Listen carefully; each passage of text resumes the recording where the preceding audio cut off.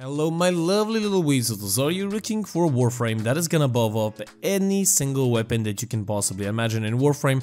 I'm saying buff up, I didn't say make it viable. Are you looking for a Warframe that is also gonna have loads of overshields and also be basically unkillable, having lifesteal and invulnerability as well, increasing your critical chance, fire rate, reload speed, and basically crowd controlling everything? That is gonna be Hero Prime. He is the main topic of today's video, and also I just wanted to make a quick disclaimer for the people that don't know. Sadly, Hero cannot nuke anything, but for a room clearing Warframe, or I guess a corridor clearing Warframe, this Warframe is amazing. He can also buff up your team as well, giving them overshields and also health as well, and energy, so that is very good, and critical chance.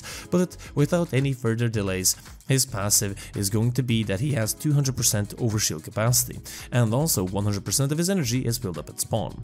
Now, his first ability, Condemn, is the main crowd controlling ability of Hero, and with this ability you're gonna be also gaining shields per enemy trapped. This is easily one of the best crowd controlling abilities in my opinion, because of the extra shields that you gain, also making them extremely easy to shoot in the head because of some of the mods and the weapons that we're gonna be using in today's video. Those will be listed later on, so this ability is very nice. Penance, his second ability. He slaps himself with his little lantern and he sacrifices his shields, and then he gains reload speed and also fire rate, and one other cool thing, lifesteal. This is going to be my saving grace a lot of the time because I have 370 health on Hero and he doesn't have a problem with surviving. But just make sure that you use Condemn really fast after Penance or you're gonna be probably falling down. Then Thurible, his third ability. Now, Thurible gives you charge this up, you basically sap all of your energy with his little lantern,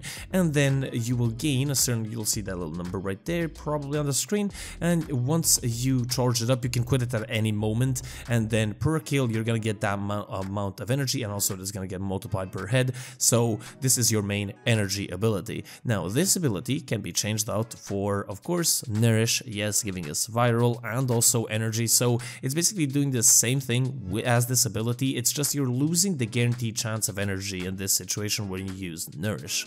And then we have Covenant. Covenant is his fourth ability, and we can also utilize this in two different ways. We can utilize it as its, I guess, default variant, so Covenant basically makes you go invulnerable. This is amazing when Acolytes attack because you can just go invulnerable and they can't do anything, and with the weapons that you have, you're killing them incredibly fast, so your invincibility is not gonna run out. Also, you can use this augment, Lasting Covenant. Now, Lasting Covenant is the other method. This will make your critical chance last longer. I actually didn't explain what the ability does. So, you absorb energy, or absorb damage, incoming damage, you gain critical chance, and it also gets multiplied per headshots as well, and it is maximum 50% and 200% respectively for headshots. So, basically, Lasting Covenant will make it last longer when you get headshots, which you're gonna be probably getting a lot of depending on the weapons that you use. So basically, you can use this, as I said, in two ways. Either Lasting Covenant, making this ability last longer but losing out on the invincibility,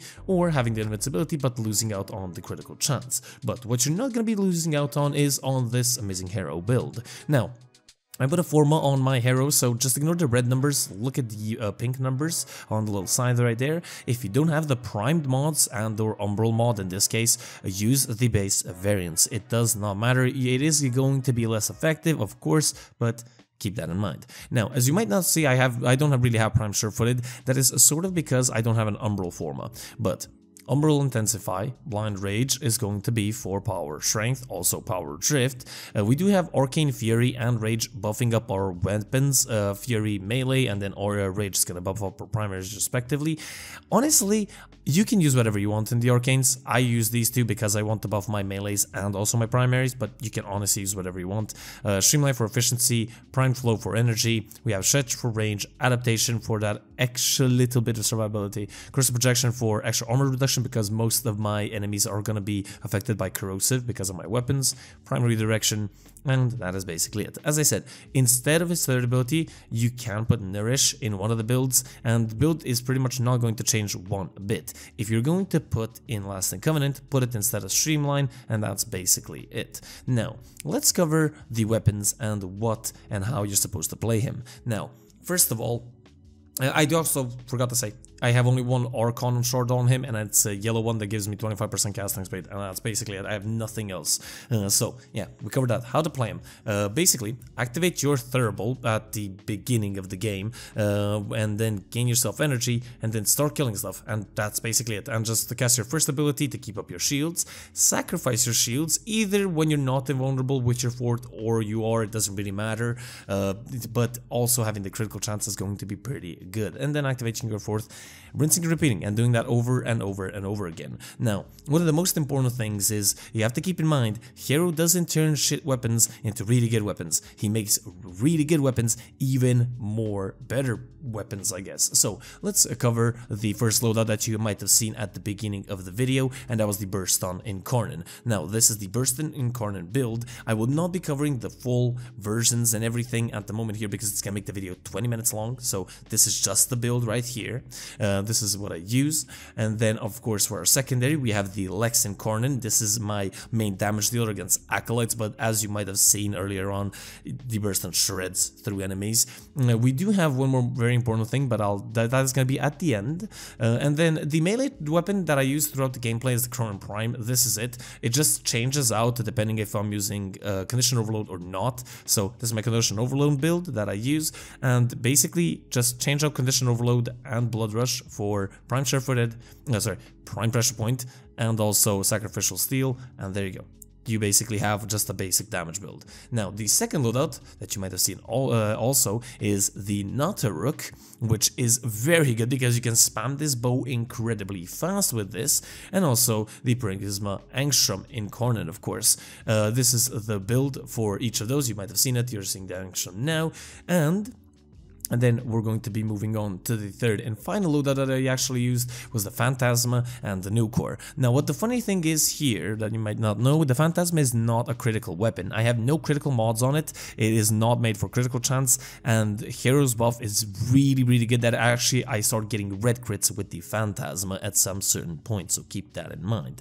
Nonetheless, basically what I wanted to say throughout this whole video is that Hero is one of the best and most amazing gun buffering frames. He might not be as fast as some of them, like Gauss for example. He might not be the most efficient, but he definitely can be invincible, and you can survive Steel Path incredibly easy with him and buff up your team and yourself as well. But there is one more key factor that I forgot to say, and that is the companion of choice. Now, the companion of choice is the Smita Kavod.